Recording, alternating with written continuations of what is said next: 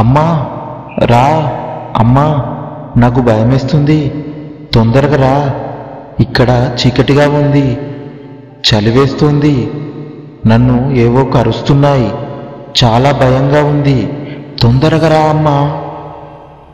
వస్తున్నా చిట్టి తల్లి అంటూ నిద్రమంచంపై నుండి ఉలిక్కిపడి లేచి చుట్టూ చూసింది హరిత. పక్కన ఉండాల్సిన తన కూతురు లేదు, భర్త శంకర్ ఉన్నాడు. ఏమండి లేవండి, మన చిట్టి తల్లి కనిపించట్లేదు అంటూ ఏడుపు మొదలుపెట్టింది హరిత. అబ్బా ఏంటి హరిత, శరణ్యని మీ అమ్మ వాళ్ళ ఇంటికి పంపావు కదా, మర్చిపోయావా? పడుకో, మన చంటిది బాగానే ఉంటుంది అంటూ ముసుగుతన్ని పడుకున్నాడు శంకర్. హరితకి మాత్రం మనసు ఆందోళనగానే ఉంది.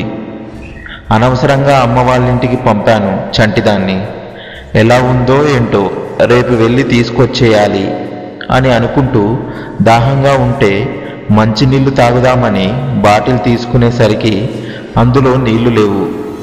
సరే అని మెట్లు దిగి కిచెన్ వైపు వెళ్తుంటే, అమ్మా తొందరగా రా అమ్మా, నాకు చాలా భయంగా ఉంది, చలివేస్తుంది, నన్ను ఏవో కరుస్తున్నాయి అంటూ శరణ్య మాటలు వినిపించేసరికి హరితకు చాలా కంగారుగా అనిపించింది. ఒళ్ళంతా చెమటలు పట్టేశాయి. శరణ్య, చిట్టి తల్లి అంటూ అరుస్తూ హాల్లో లైట్ ఆన్ చేసి చూస్తే అక్కడ ఎవరూ లేరు. ఇంతలో ఎవరో తన వెనుకనే ఉన్నట్టు వెచ్చని శ్వాస తన వెన్నుకు తగిలేసరికి ఎవరు అని వెనక్కి తిరిగి చూస్తే ఎవరూ కనిపించలేదు. అమ్మా నేను ఇక్కడే ఉన్నాను, రా, తొందరగా రా. మళ్ళీ అవే మాటలు, కానీ ఈసారి ఏడుస్తున్నట్టుగా, బాధతో మూలుగుతున్నట్టుగా ఉంది. హరితకు భయంతో కాళ్ళు చేతు ఆడడం లేదు, గొంతు తడారిపోయింది. గబగబా ఫ్రిడ్జ్ డోర్ ఓపెన్ చేసింది వాటర్ తాగుదామని. అంతే, ఫ్రిడ్జ్లో మొండెం నుండి వేరు చేయబడిన శరణ్య తల కనిపించింది. అమ్మా నన్ను బయటకు తీయమ్మా, నాకు చలివేస్తుంది అంటూ ఏడుస్తోంది ఆ తల.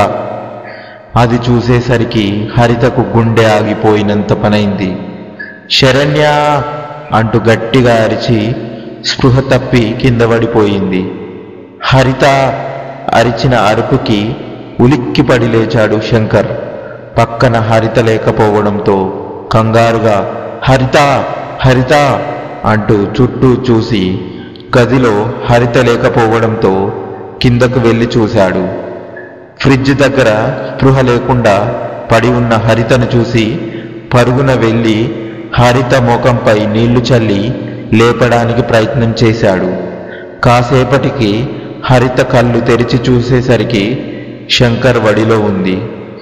శరణ్య, చిట్టి తల్లి అంటూ పైకి లేచి, శంకర్ శంకర్, శరణ్యని ఎవరో చంపేశారు, మన చంటిదాన్ని ఎవరో చంపేశారు, తలని ఫ్రిడ్జ్లో పెట్టారు అంటూ గట్టిగా ఏడవడం మొదలుపెట్టింది హరిత. ఏంటి హరిత, శరణ్యని చంపేయడం ఏంటి, ఫ్రిడ్జ్లో తల పెట్టడం ఏంటి, నీకేమైనా పిచ్చి పట్టిందా అంటూ అడిచాడు శంకర్. కాదు, నేను చూశాను అంటూ ఫ్రిడ్జ్ వైపు చూపించింది. ఏది అంటూ ఫ్రిడ్జ్ డోర్ ఓపెన్ చేశాడు శంకర్. హరిత స్పృహ తప్పి పడిపోయే టైంలో ఫ్రిడ్జ్ డోరు క్లోజ్ అయిపోయింది. వద్దు అంటూ హరిత కళ్ళు మూసుకుంది. ఫ్రిడ్జ్ తెరిచి చూశాడు శంకర్. అందులో అంతా నార్మల్గానే ఉంది. చూడు, ఏమీ లేదు అంటూ హరితకు ఫ్రిడ్జ్ వైపు చూపించాడు శంకర్. భయం భయంగానే ఫ్రిడ్జ్ వైపు చూసింది హరిత. అక్కడ తను చూసినట్టుగా ఏమీ లేకపోవడంతో ఒక నిమిషం హమ్మయ్యా అనుకుంది హరిత. కానీ తను ఇందాక చూసిందంతా ఏమిటి, తనని అమ్మ అని పిలిచింది ఎవరు, అసలు శరణ్యకి ఎలా ఉంది అనే ప్రశ్నలే. భర్తతో చెప్పినా నమ్మడు సరికదా, తనకు పిచ్చి పట్టిందని తిడతాడేమో అని భయంతో చెప్పలేకపోయింది. కానీ మనసులో చాలా ఆందోళనగానే ఉంది. టైం చూస్తే 1:45 అయింది. శరణ్య ఎలా ఉందో ఒక్కసారి ఫోన్ చేస్తానంది. ఏంటి హరిత, టైం చూడు ఎంత అయిందో, ఈ టైంలో ఫోన్ చేసి వాళ్ళను కంగారు పెట్టడం దేనికి? రేపు మనమే వెళ్ళి శరణ్యను తీసుకువచ్చేద్దాము అని హరితకు నచ్చజెప్పాడు శంకర్. చేసేదేమి లేక అయిష్టంగానే గదిలోకి వెళ్ళి పడుకుంది హరిత. చాలాసేపటికి గాని నిద్ర పట్టలేదు. ఆలోచిస్తూ ఎప్పటికో నిద్రపోయింది హరిత. శంకర్, తొందరగా లేవండి, తెల్లవారింది, అమ్మ వాళ్ళ ఇంటికి వెళ్దాం అంటూ శంకర్ని లేపింది హరిత. అబ్బాయి, ఏంటే ఇంకా 5:30 కాలేదు, వెళ్దాంలే, కాసేపు పడుకోనివ్వు అని అన్నా వినకుండా లేపేసి రెడీ అయ్యి రండి అని తొందర పెట్టింది హరిత. ఏంటే బాబు, ఏమైంది నీకు? రాత్రి నుండి చంపుకు తింటున్నావు. సర్లే అంటూ విసురుగా లేచి రెడీ అవ్వడానికి వెళ్ళాడు శంకర్. అసలు చిట్టి తల్లి ఎలా ఉందో అడగాలి అని వాళ్ళ అమ్మకి ఫోన్ చేసింది హరిత. హలో అమ్మా, శరణ్య లేచిందా? మేము బయలుదేరుతున్నాం, నేను చంటిదాన్ని వదిలి ఉండలేకపోతున్నా అంటున్న హరిత మాటలకు అడ్డొస్తూ, అమ్మా హరి, రాత్రి నీకు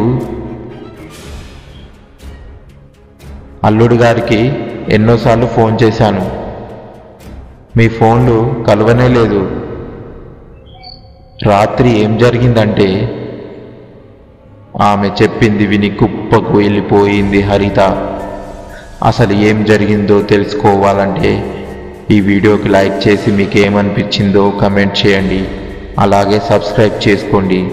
మీకు నెక్స్ట్ వచ్చే పార్ట్ మిస్ అవ్వకుండా వెయిట్ చేస్తూ ఉండండి తరువాతి భాగం కోసం.